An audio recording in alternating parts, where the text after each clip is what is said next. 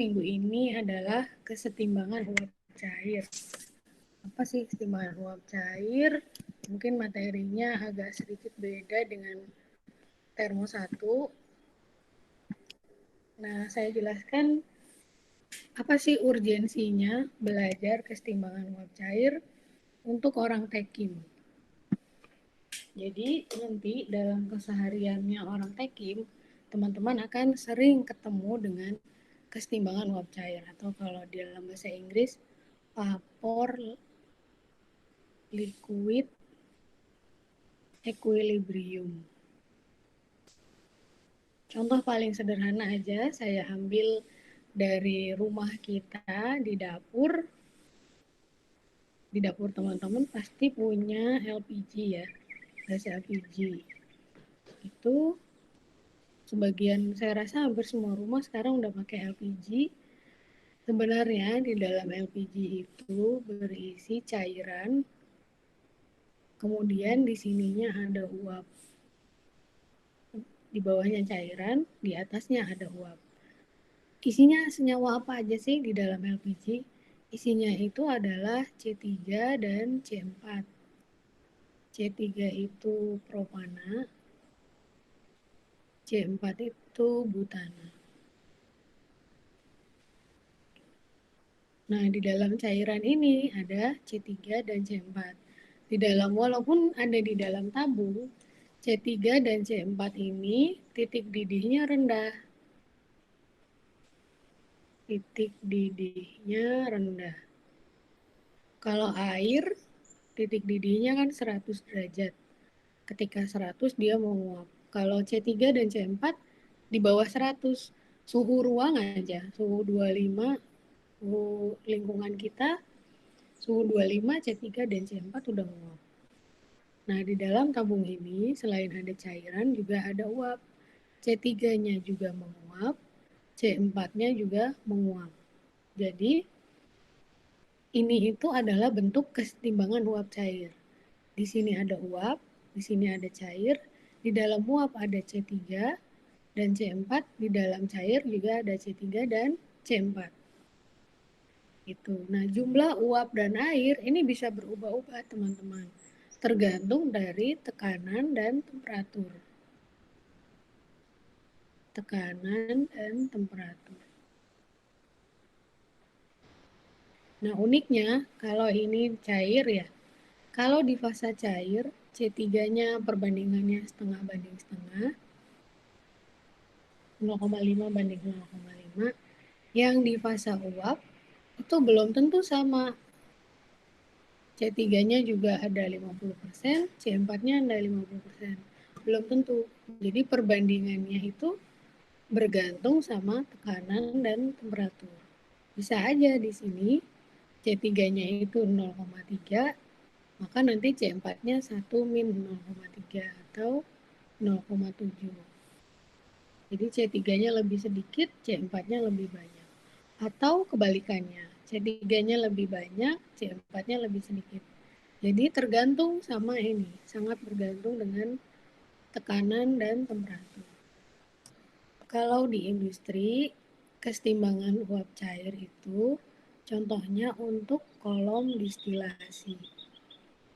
Apa sih kolom distilasi? Kolom distilasi itu kolom yang melakukan pemisahan berdasarkan kemampuan penguapan. Jadi mungkin pernah praktikum di lab, misalnya teman-teman punya labu, kemudian isinya ada etanol sama air. Didistilasi, nanti didinginkan ya, terus ditampung. Yang menguap duluan adalah etanol, karena etanol itu titik didihnya rendah, jadi lebih cepat menguap. Di sini ada etanol. Sebenarnya distilasi yang teman-teman pelajari di praktikum itu adalah kesetimbangan uap cair. Namun karena kalau semester 1 sampai 4 materinya belum sampai ke sini, jadi belum disampaikan mengenai kesetimbangan uap cair. Sebenarnya itu adalah isinya materi kesetimbangan uap cair. Ini dalam skala lab. Kalau dalam skala industri, distilasi itu contoh yang sering digunakan ada di kilang. Apa sih itu kilang? Kilang itu unit yang mengolah minyak bumi. Minyak bumi kalau teman-teman lihat bentuknya kental, terus warnanya hitam kayak seperti aspal tapi lebih encer dari aspal.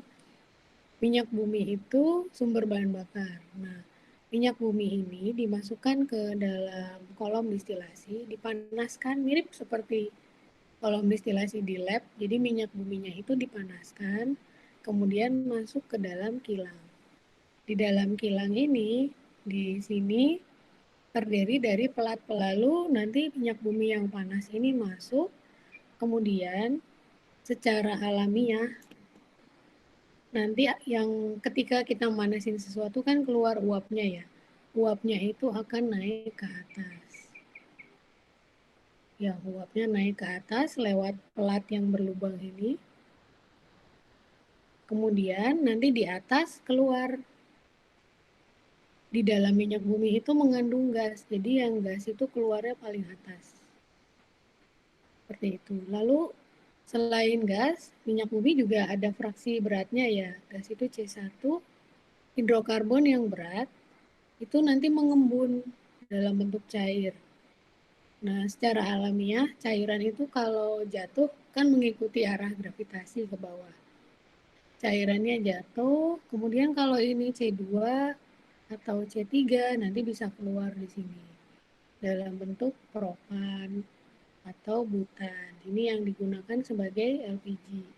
Kemudian nanti C5, C6 misalnya. Ada solar, ada kerosin. Kerosin ini bahan bakar pesawat. Kemudian nanti ada C8. C8 ini bensin. Kemudian ada dan seterusnya. C10 plus ini minyak bakar. Sampai nanti yang di paling bawah C20 plus itu biasanya aspal atau tar. Di dalam kolom kilang itu bentuknya seperti ini. Nah, setiap pelat ini kalau kita lihat itu berisi aliran uap yang ke atas, yang ke bawahnya cair. Jumlah uapnya seperti tadi di tabung LPG. Misalkan di sini ada C1, C2, C3.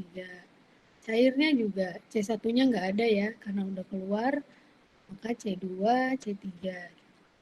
Kalau senyawanya banyak ya tambah banyak, C1, C2, C3, C4, dan seterusnya. Itu.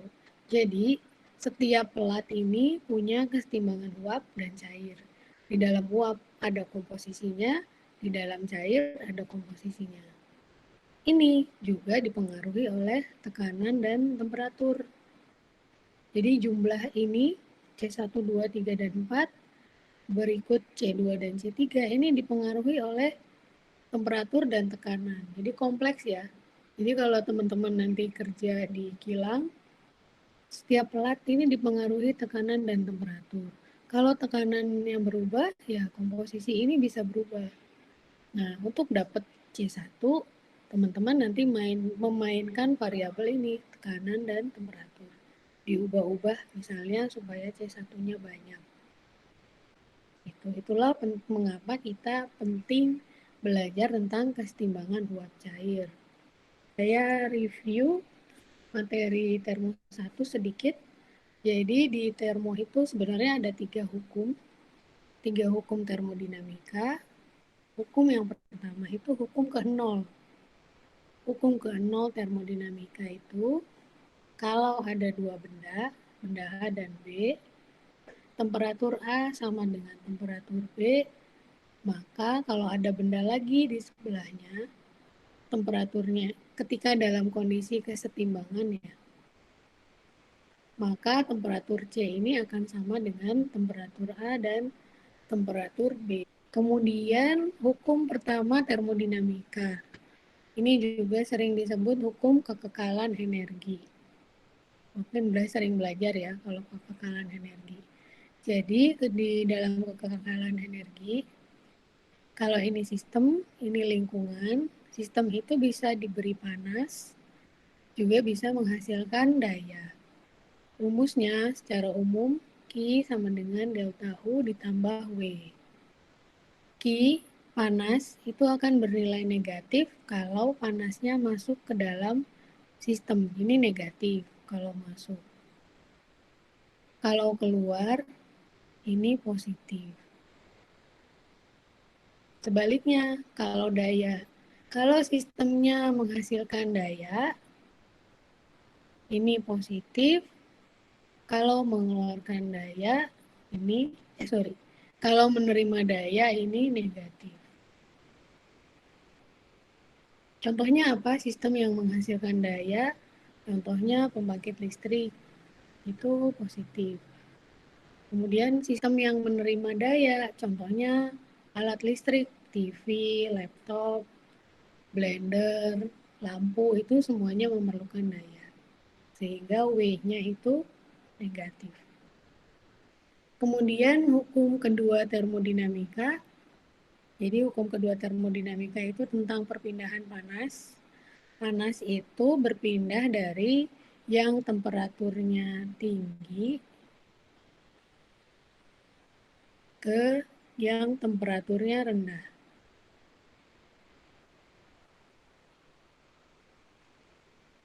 Panas itu pindah dari yang suhu tinggi ke suhu rendah. Mustahil terjadi sebaliknya. Jadi nggak mungkin terjadi panas berpindah dari temperatur rendah ke yang tinggi. Itu. Kemudian dalam perpindahan panas dari temperatur tinggi ke rendah itu tidak bisa 100% dipindahkan. Jadi misalnya ada panas, contohnya di sini 100 kilojoule, teman-teman punya hasil pembakaran batu bara 100 kilojoule, terus mau teman-teman ubah di boiler menjadi steam. Nah, dalam secara alami, maka akan selalu ada panas yang hilang, namanya heat loss ya. Jadi yang keluar nanti jadi steam bisa selalu kurang dari 100 kilojoule, mungkin 80 kilojoule, 70 dan seterusnya.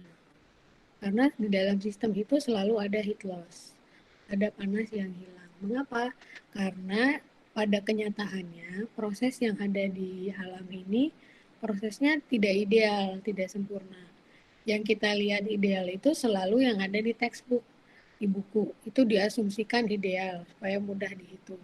Tapi pada prakteknya kondisi itu di dunia nyata tidak ideal. Jadi kondisi kesetimbangan itu kondisi ketika tidak ada lagi perubahan. Jadi semuanya tetap, misalnya temperatur, tekanan atau fasa. Fasa itu yang tadi contohnya uap dan cair. Saya beri ilustrasi. Contoh ya, ada gas, ini oksigen, ini nitrogen. Pada mula-mulanya belum bergabung. Kemudian seiring berjalannya waktu nanti akan saling bergabung ya, bercampur. Lalu saat kesetimbangan itu terjadi ketika sudah tidak ada lagi pergerakan dari O2 maupun N2. Itu disebut dengan kondisi kesetimbangan. Jadi ketika sudah tidak ada lagi perubahan, maka disebut kondisi kesetimbangan. Misal ada ditambahkan H2, hidrogen, senyawa yang baru, maka kesetimbangan ini bisa berubah. Sama halnya kalau teman-teman mencampurkan cairan lah. Kalau ini gas, misalnya ada cairan berwarna biru dan kuning, mula-mula belum bercampur, setelah bercampur sampai akhirnya menjadi hijau dan tidak ada perubahan warna lagi, maka kondisi ini disebut kesetimbangan. Itu sama halnya dengan kalau teman-teman mencampurkan dua larutan, yang pertama suhunya 100, yang kedua 300, ketika dicampur saling kontak, terus ketemu temperaturnya 200 dan nggak berubah lagi, maka Kondisi ini disebut kesetimbangan. Di dalam kesetimbangan uap cair, kita itu akan sering menggunakan besaran ini, fraksi massa dan fraksi mol. Saya mulai dari fraksi massa ya. Kalau ada 3 senyawa, A, B, C, kalau masanya yang ini 2 gram, ini 4, yang ini 6, maka totalnya 12 gram ya. Sehingga fraksi massanya A tinggal 2 per 12 atau 1 per 6. Yang B 4 per 12, yang C 6 per 12. Tuh. Sama halnya dengan fraksi mol. Kalau ada X, Y, Z, yang ini 1 mol, yang ini 3 mol, yang ini 5 mol, kalau ditotal kan 9. Sehingga fraksi molnya X 1 per 9. Kalau Y 3 per 9, kalau Z 5 per 9. Kemudian ada kalanya yang diketahui dalam bentuk konsentrasi. Rumus konsentrasi itu mol per volume. Kemudian ada kalanya yang disuruh cari itu total massa. Nah, total massa itu contohnya yang ini tadi, tinggal dijumlah aja. Kalau komponennya masih 2 atau 3, gampang ya kerjainnya. Tapi kalau komponennya udah lebih dari 3, I-nya udah lebih dari 3, hitung biasa itu rumit. Seperti tadi di kilang, ini komponennya udah pasti lebih dari 3 senyawa yang ada di dalam sini. Nah, kalau komponennya sudah banyak, maka teman-teman perlu software untuk mengerjakannya. Saya lanjutkan ke hukum fasa dan teorema Duhem. Hukum fasa ini maksudnya F ini adalah hukum fasa. Kalau waktu teman-teman belajar HTK 1, Azas Teknik Kimia 1 mungkin pernah dengar degree of freedom atau derajat kebebasan. Jadi kalau ada banyak persamaan neraca massa, ada 1, 2, 3, dan seterusnya, ini baru bisa diselesaikan kalau degree of freedom-nya 0. Kalau degree of freedom-nya 2, maka teman-teman perlu mencari 2 variabel supaya penyelesaiannya bisa dikerjakan. Jadi kalau degree of freedom-nya 2 atau derajat kebebasannya 2, ya harus ada 2 lagi data yang diketahui agar persamaan itu bisa diselesaikan. Hukum fasanya itu yang depan ini 2 tambah N-1 kali V. Nah, satu baris ini disebut dengan variabel intensif. Apa sih variabel intensif? Di sini ada penjelasannya. Variabel intensif itu variabel yang tidak dipengaruhi oleh ukuran sistem. Sebelum ke situ, saya ke bawahnya dulu. Lawannya adalah variabel ekstensif. Variabel ekstensif itu variabel yang bergantung dengan ukuran sistem. Contoh gampangnya lah, saya. Variabel ekstensif saya itu berat badan saya dan tinggi saya. Itu berkaitan dengan ukuran. Itu variabel ekstensif. Sedangkan variabel intensif itu variabel yang tidak dipengaruhi oleh ukuran. Jadi variabelnya itu nggak peduli kalau berat badan saya gede gitu atau tinggi saya minimum, tidak dipengaruhi oleh itu. Contohnya kalau di manusia, variabel intensif itu karakter, sifat, itu nggak dipengaruhi oleh ukuran badan. Itu. Nah, dalam hal termo, variabel ekstensif itu contohnya massa, volume, energi, entropi. Kalau variabel intensif itu adalah temperatur dan tekanan. Biasanya dua ini sih. Jadi kalau ada suatu senyawa, tidak peduli jumlahnya ada berapa ton, jumlahnya itu kan tidak mempengaruhi temperaturnya. tidak mempengaruhi tekanannya. Itu variabel intensif. Kemudian yang di baris belakang ini, V-1 kali N, ini menyatakan ada berapa sih persamaan yang menghubungkan variabel. Jadi seperti ATK, ada berapa sih persamaannya? Kalau ada 2, tuliskan 2. Kalau lebih dari 2, tuliskan lebih dari 2. Kemudian kalau persamaan ini diturunkan, dikeluarkan ya, N kali V, V dikurangi V kali N, nanti dapatnya ini. 2 min V tambah N. N ini adalah jumlah fasa, N, V ini jumlah fasa, N ini adalah komponen. Ini kapan sih dipakainya? Contohnya tadi, kalau teman-teman punya LPG, ada fasa uap, ada fasa cair, yang ini C3 dan C4, ini C3 dan C4. Pada sistem ini, V-nya itu ada 2. Kenapa? Karena terdiri dari uap dan cair. Kemudian N-nya juga ada 2, karena terdiri dari C3 dan C4. Kok enggak 4 N-nya? Kan di uap ada C3, C4. Di cair ada C3 dan C4.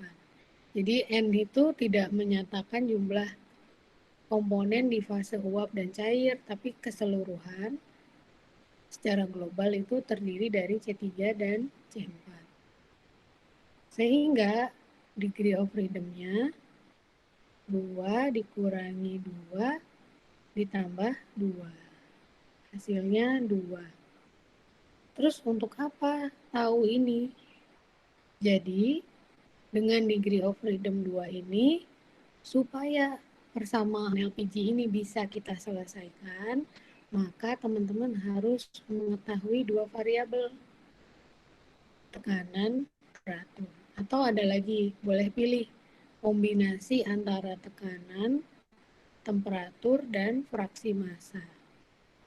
Jadi kalau nanti mau milih duanya itu tekanan dan temperatur boleh. Atau mau tekanan dan fraksi massa juga boleh. Atau fraksi massa dan temperatur boleh juga.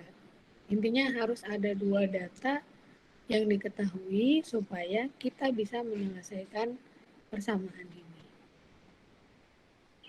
Oke, berikutnya kita agak berat mulai masuk ke materi yang lebih berat, yaitu sifat dari kesetimbangan uap cair. Jadi, kalau teman-teman punya pasangan senyawa, misalnya tadi ya, propan dan butan, itu kalau ketika ada 2 senyawa bercampur, keduanya itu punya sifat yang unik. Dan kalau digambarkan dalam bentuk kurva itu seperti ini. Itu. Nah, yang sumbu ini sumbu 3 dimensi. Sumbu ke atasnya itu adalah tekanan. Sumbu ke sananya itu temperatur. Sumbu yang mendatar ini adalah fraksi. Bentuknya adalah kubah seperti ini. Nah, ini di area yang atas ini itu adalah campuran ini baik C3 maupun C4 itu dalam bentuk cairan, liquid. Kalau di area di atas benda ini. Terus kalau di dalam benda ini, di sepanjang benda ini, di dalam ini, C3 dan C4 itu ada dalam campuran uap cair. Campuran uap dan cair. Kemudian kalau di area bawah ini, semuanya itu berada dalam fase uap. Gitu. Jadi di sini cair, di sini campuran uap cair, di sini uap. Jadi kalau teman-teman punya campuran C3 dan C4 di sini misalnya ya, kemudian tekanannya diturunkan, ini kan tekanan. Tekanannya teman-teman turunkan, nanti akan masuk ke area ini, ke area campuran uap cair. Sehingga sebagian cairannya itu ada yang sudah mulai menguap kalau tekanannya diturunkan. Terus sampai ke bawah, semakin rendah tekanannya, maka nanti lama-lama cairnya habis dan semuanya itu menjadi uap. Jadi dari cairan diturunkan tekanannya sampai nanti cairannya habis dan terbentuk uap semua.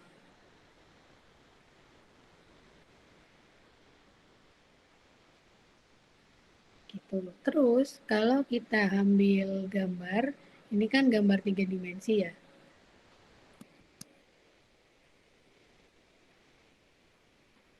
Saya mau ambil yang ini aja nih, yang saya beri kotak.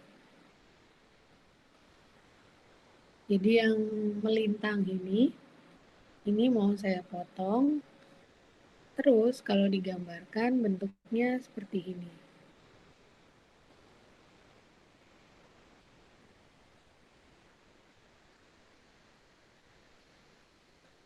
Kalau dalam 2 dimensi, bentuk yang ini itu ini. Ini tekanan, ini X, Y.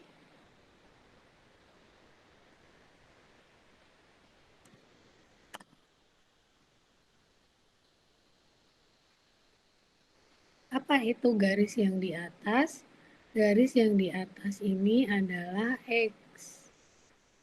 X itu adalah liquid. Ini X. Jadi, kalau teman-teman punya cairan C3 dan C4, masuk ya di sini, itu fasanya masih cair. Kemudian teman-teman turunkan lagi tekanannya, nanti di sini ada uap dan cair. Turunkan lagi, nanti di sini ada uap. Akan terbentuk uap. Sehingga garis yang putus-putus ini adalah Y. Y itu adalah uap. Jadi ini garis untuk jumlah cairan, sedangkan yang putus-putus di bawahnya garis untuk uap. Ya, saya lanjut ke kurva PXY. Saya ulang pelan-pelan. Kalau yang ini itu liquid, maka fraksi massa atau fraksi molnya itu namanya X. X. Kemudian kalau ini cair, tekanannya kan diturunkan, terus mulai terbentuk uap. Proses perubahan dari cair ke uap itu dalam bahasa Indonesia kan mendidih ya. Mana ya? Proses dari cair ke uap itu kan namanya mendidih ya. Atau bahasa Inggrisnya boiling. Maka garis ini itu disebut dengan boiling point.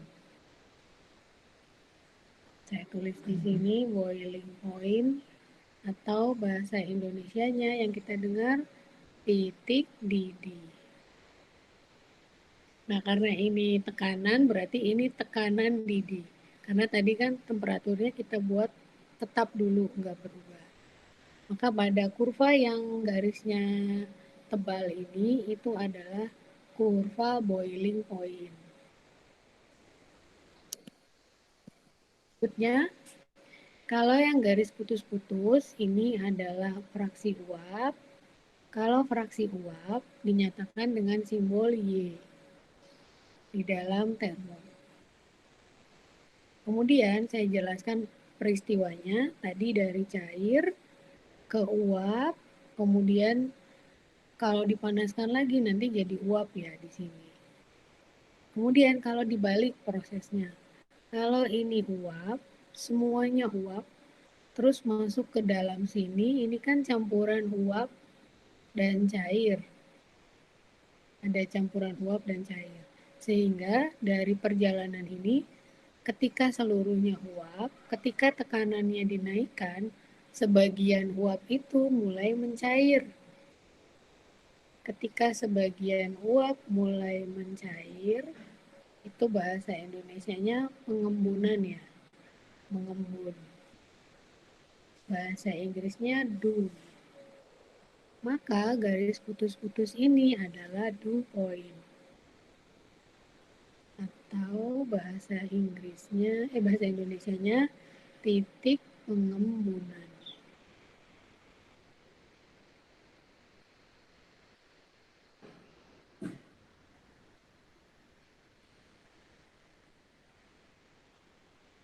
Kalau ini tekanan, ini X, Y, yang ini garis X, yang ini garis Y. Misalkan tadi LPG ya.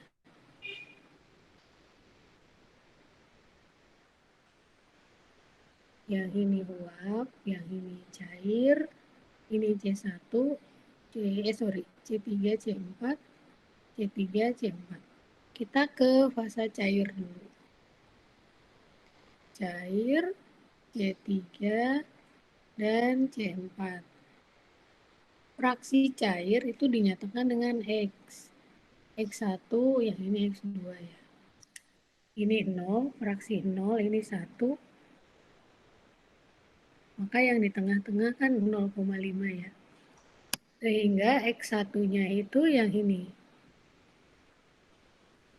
Ini 0,5, hati-hati kalau X itu kurvanya yang tebal. Yang atas, berarti ini X1. Terus gimana cara cari Y1-nya? Caranya, teman-teman tarik garis lurus. Ini gambarnya kurang bagus ya. Caranya pakai penggaris, tarik garis lurus, nanti akan kelihatan di sini, di garis yang putus-putus. Teman-teman bisa baca di sini, Y1-nya adalah 0, berapa ya? 0,1 misalnya. Sehingga pada fasa uap C1, C3 dan C4 Y1-nya itu 0,01. Kemudian Y2-nya tinggal 1 dikurangi 0,01 atau 0,99. Itu. Nah, garis ini, garis lurus yang menghubungkan X dan Y ini namanya tie line.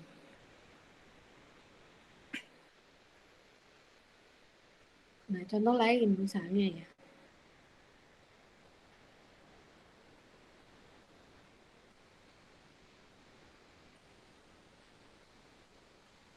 P 0, 0,5, 1. Nah, beri contoh misalnya yang diketahui justru fraksi uapnya nih. Fraksi uap C3, C4. Diketahui Y1-nya 0,5. Maka Y2-nya tinggal 1 min 0,5. Y2-nya 0,5. Terus cara gambarnya gimana? Sama dengan yang tadi. Y1 0,5, berarti garisnya yang ini yang putus-putus. Karena ini Y, yang ini X. Terus cari pasangan X-nya, teman-teman tarik garis mendatar, pakai penggaris, nanti didapat pasangannya. Nanti dibaca ke bawah, 0,9 misalnya. Sehingga pada fraksi cair, C3-nya itu X1 sama dengan 0,9. Maka C4-nya 1 dikurangi 0,9. Didapat 0,1. Dan ini saya review yang tadi. Jadi di area yang atas ini cair. Kemudian kalau dibentuk mouse ini, dibayangkan mouse ini, maka permukaan yang atas, kulit yang atas ini adalah cair jenuh. Dan namanya bubble point atau titik didih. Di dalam mouse ini, area di dalam mouse ini campuran uap cair. Kemudian di lapisan yang paling bawah ini, itu adalah uap atau namanya tadi dew point. Terus area di bawah mouse ini adalah uap. Jadi ini cair, campuran uap cair dan uap. Kalau diilustrasikan seperti itu. Nah, kondisi ini dipengaruhi oleh 3 variabel ini, temperatur, tekanan, dan komposisi. Ini bisa dilihat di sumbunya, temperatur, tekanan, dan komposisi. Jadi kalau teman-teman ada di titik J, pasti beda dengan ada di titik U, di titik S, di titik A, F, dan seterusnya. Jadi tiap titik itu kondisinya beda-beda.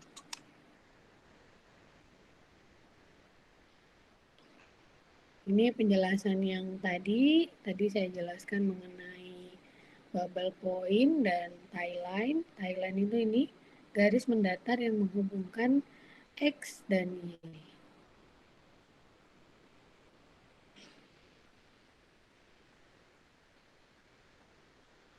Kemudian ini proyeksi diagram. Nah, kalau kita ambil yang tadi temperaturnya tetap ya, teman-teman. Kita ambil yang temperaturnya tetap. Kemudian kalau kita ambil bidang ini, gambar yang diberi merah ini, terus digambar dalam bentuk 2 dimensi, bentuknya seperti yang di kanan, P, X, dan Y. Kalau temperaturnya rendah, seperti ini, kemudian semakin lama nanti pada temperatur tinggi, kurvanya itu semakin menyempit. Ini sejalan dengan gambarnya ya. Jadi kalau dilihat gambarnya, semakin ke sana, kurvanya itu semakin kecil.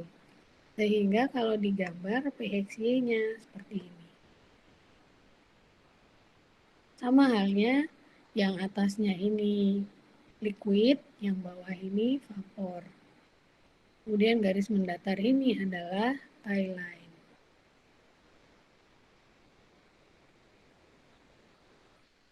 Kemudian kalau kita ambil gambarnya yang ini, yang tegak, yang sebelah samping ini, yang saya beri merah, kemudian digambar dalam bentuk 2 dimensi, bentuknya seperti ini. Kebalik ya, kalau yang PXY tadi garis putus-putusnya ada di bawah, kalau yang TXY garis putus-putusnya jadi ada di atas. Jadi terbalik. Kemudian semakin tinggi temperaturnya, kurvanya juga semakin menyempit. Sama dengan PXY. Cuma yang beda garisnya aja jadi terbalik. Ini liquidnya ada di bawah, ini titik-titiknya ada di atas. Itu kapan kita pakai PXY, kapan kita pakai TXY tergantung soalnya. Kalau dikatakan bahwa tekanannya tetap, gunakan yang ini. Kalau di soalnya dikatakan temperaturnya yang tetap, maaf. Kalau dikatakan temperaturnya yang tetap, teman-teman gunakan yang ini. Jadi ini kan nggak berubah ya P-nya, yang berubah temperaturnya. Gunakan yang ini. Yang ini temperaturnya tetap, maka gunakan yang ini. Yang berubah tekanannya.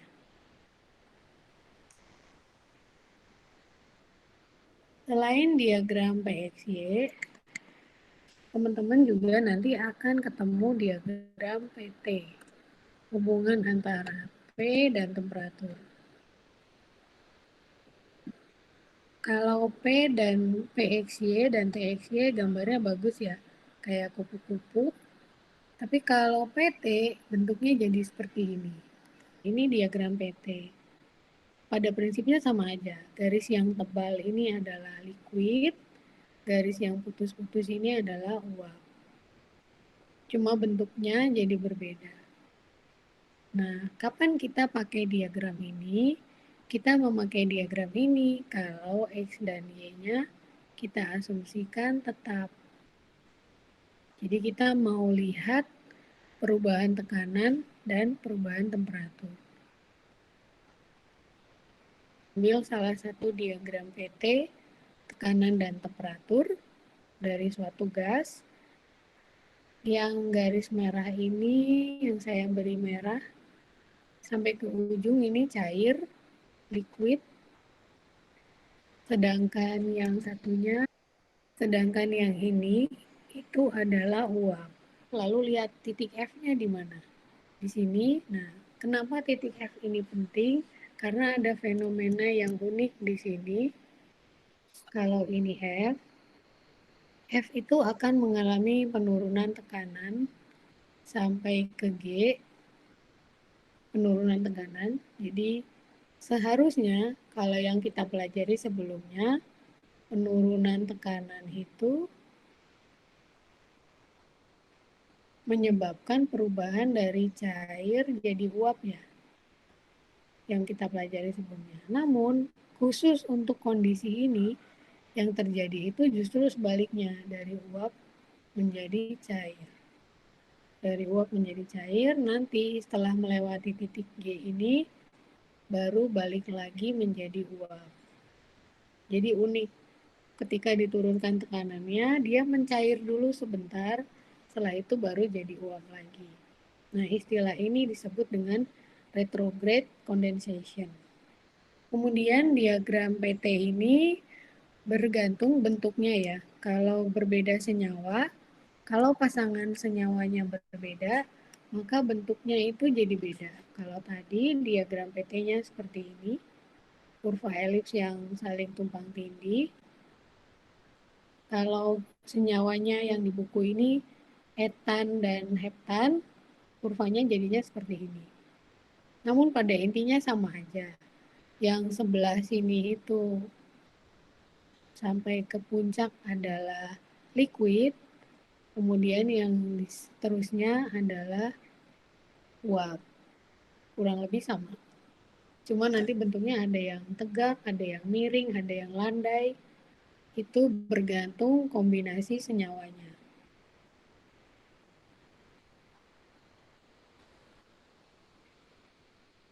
Kemudian ke diagram XY. Tadi kita sudah belajar PXY, TXY, diagram PT. Terus gimana ya kalau yang dikombinasikan itu X dan Y? Ini sumbu Y, ini sumbu X. Kalau ini 0, ini 1, ini 1, ini 0,5. Idealnya kalau X dan Y-nya sama, jadi misalnya X-nya 0,1, Y-nya 0,1. Kalau digambarin kan di sini. Kemudian X-nya 0,5, Y-nya 0,5. Di sini. Atau X-nya 1, Y-nya sama dengan 1. Di sini. Kalau ditarik garis seperti ini. Garis lurus, diagonal ya. Ini idealnya kalau X dan Y-nya sama. Namun pada prakteknya di lapangan X dan Y-nya tidak selalu sama. Jadi yang ada di liquid belum tentu sama dengan yang ada di uap. Seperti LPG tadi. Kalau ini uap, ini cair. Ini C3 dan C4. X1, ini Y1, belum tentu X1-nya sama dengan Y1. Tergantung dari tekanan dan temperaturnya. Nah, oleh karena itu, kalau digambarkan dalam kurva X dan Y, kalau ini dalam tekanan yang berbeda ya. Pada tekanan 13 bar, kurvanya seperti ini, yang lebar. Semakin tinggi tekanannya, kurvanya itu semakin sempit. Yang paling tinggi 82 bar didapat sekian. Seharusnya kalau ideal kan garis diagonal, tapi pada prakteknya garisnya seperti ini.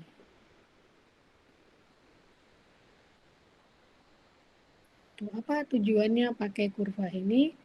Tujuannya buat cari X dan Y. Jadi selain bisa, tadi kita belajar mencari X dan Y menggunakan diagram ini ya, menggunakan tie line. Kita juga bisa mencari X dan Y menggunakan kurva ini. Misalkan diketahui pada 41 bar, X1-nya 0,2, maka bisa dibaca Y-nya sekian. Seperti itu. Kurang lebih manfaat dari X dan Y. Saya lanjutkan ke diagram P dan T azeotrop. Kalau tadi kita lihat diagram P dan T seperti ini, garisnya saling nyambung ya. Atau yang sebelumnya yang ini, pada kondisi azeotrop, terpisah-pisah seperti ini. Jadi ada yang sendirian, terus ada yang elipsnya itu tidak saling nyambung atau tumpang tindih seperti yang ini. Nah, sebelum ke sana, apa sih azeotrop? Azeotrop itu saya beri contoh etanol dan air. Etanol dan air, kalau teman-teman punya campurannya, kemudian teman-teman distilasi, mau didistilasi berapa kali pun, hasilnya nanti etanol paling mentok dapatnya 85%. Sisanya air. Airnya 15. Terus misalnya, udah ini saya distilasi lagi deh. Saya pengennya dapat etanol 99,9%. Ini saya distilasi lagi, pakai distilasi di lab biasa. Tetap aja, jadi nanti dapatnya 85 dan 15%. Jadi azeotrop itu apa? Azeotrop itu titik komposisi dua senyawa yang tidak bisa dipisahkan melalui distilasi sederhana. Tapi kok di lab, kalau teman-teman dilihat di lab, ada etanol PA yang komposisinya 99%. Kok bisa ada ini? Padahal katanya kalau pisahin etanol dan air, paling mentok dapatnya 85%. Nah, etanol pH ini dipisahkannya tidak dengan distilasi sederhana. Di sini adalah diagram PXY, tadi udah tahu ya, P tekanan, X itu fraksi liquid, Y itu cair. Kita ke senyawa A dulu, ke gambar A. A itu adalah tetrahidrofuran, THF, dan CCl4. Jadi kombinasi THF dan CCl4. Yang saya beri merah ini adalah kurva liquidnya. Kebetulan yang uapnya itu nggak dibuat garis putus-putus, nggak apa-apa, nggak masalah. Yang penting di kurvanya diberi keterangan. Yang ini garis liquidnya. Kemudian yang titik-titik ini adalah garis ideal. Kalau ideal, seperti yang kita pelajari sebelumnya ya, biasanya kan gini, kalau PXY, atau gini,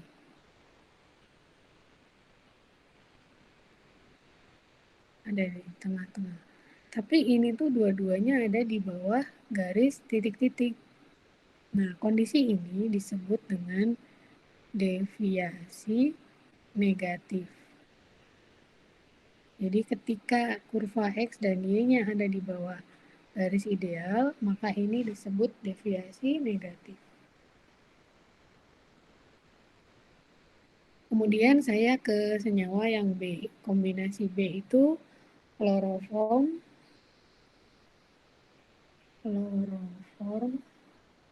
dan tetrahidrofuran. Di sini malah unik, kalau ini ekstrim ya. Sudah deviasi negatif, kemudian ada titik pertemuan antara X dan Y. Jadi yang ini itu X-nya, yang bawahnya itu Y-nya. Nah, titik pertemuan ini dinamakan azeotrop. Sehingga sistem yang kedua ini mengalami deviasi negatif, kemudian memiliki titik azeotrop. Jadi kalau X dan Y-nya bertemu, punya satu titik temu seperti ini, maka sistem itu pasti sistem azeotrop. Jadi mau ini di sini sekitar 0,4 ya. Jadi teman-teman mau distilasi 100 kali, hasilnya pasti sama. Si kloroform yang diperoleh itu hanya 0,4. Itu maksud dari azeotrop. Kemudian kita ke yang C. Sistem yang C itu furan dan CCl4. Saya beri garis merah yang X.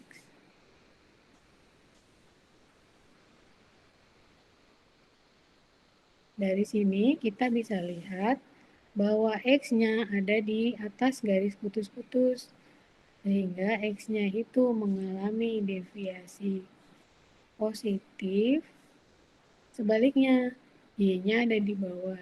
Y-nya ini mengalami deviasi negatif. Itu. Satu lagi D. Yang D itu adalah etanol dan toluen.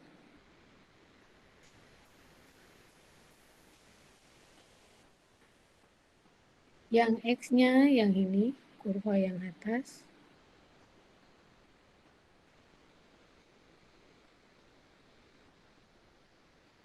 Nah, yang X-nya kita bisa lihat, X-nya ini deviasinya selalu positif.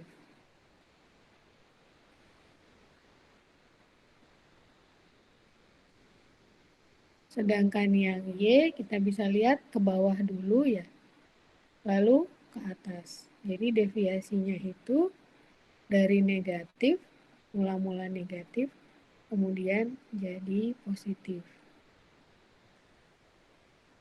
Lalu selain itu juga sistem ini punya titik azeotrop karena X dan Y-nya ada titik temu.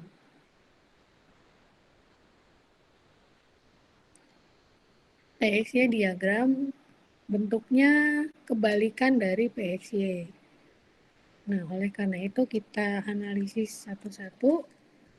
Lihat yang A ini karena ada di atas garis putus-putus, maka deviasinya positif.